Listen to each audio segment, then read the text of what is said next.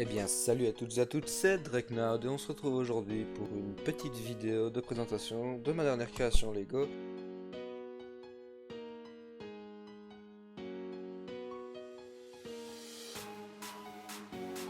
Il est équipé d'un canon jumelé de 30 mm et 4 tubes lance-missiles sur le côté de ce canon. C'est un véhicule que j'ai découvert sur Armored Warfare et je les en remercie car c'est grâce à eux que j'ai pu le créer. Et je l'ai trouvé sympathique et j'ai décidé de le créer. J'ai essayé d'y mettre le plus de détails possible en rapport avec la réalité. Voilà. Évidemment pour le rendre assez réaliste. J'en suis assez fier. Voilà. Pour regarder un petit peu. J'ai décidé de le rendre complètement motorisé. Donc tourelle, canon, chenille. Donc pour activer la batterie, il suffit d'ouvrir le capot avant. On obtient donc un accès sur la batterie et son interrupteur. Donc la batterie. Zoom bien sympathique, n'est-ce pas? Voilà, on allume l'interrupteur.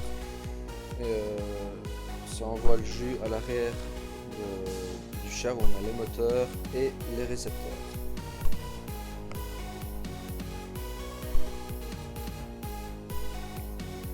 On replace tout dans le but de rendre le char beau. Hein. Voici la télécommande, le joystick pour canon et tourelle, et deux commandes que j'avais fait pour les chenilles. Voilà.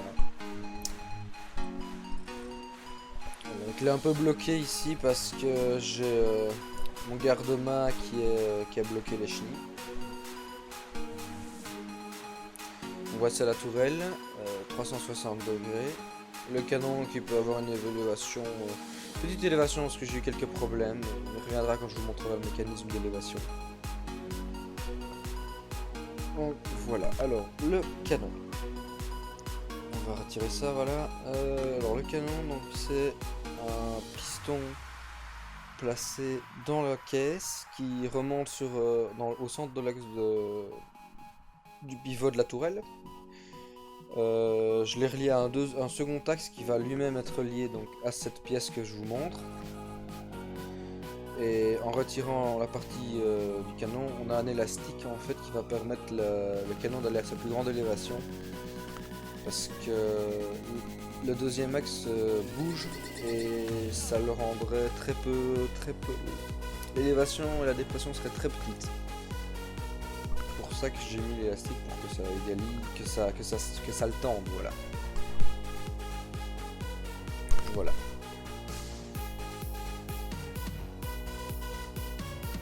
Ça va être plus droit quoi. Pas vraiment plus droit mais ça permettra d'avoir une plus grande fluidité. Ça force un peu sur le moteur mais ça va. Et sinon la tourelle c'est tout simplement un pivot comme il y a par exemple sur les Lego techniques genre les axes en fait pour faire tourner avec les qui sont dentés auxquels j'ai mis un petit engrenage. Et donc pour la direction, donc les chenilles comme voilà, je vais vous montrer, c'est tout simplement les moteurs qui sont directement liés. Et pour les suspensions j'ai utilisé donc des barres de torsion, en principe tout simple hein, comme sur le vrai d'ailleurs et sur la plupart des chars modernes. C'est un axe qui va se tordre et qui se remettra en sa position initiale. Ça crée un amortisseur. Parfois il est accompagné d'amortisseurs pneumatiques, je sais plus trop. Et donc voilà. Eh bien, merci d'avoir regardé cette vidéo. J'espère qu'on se reverra bientôt. Et à la prochaine. Ciao.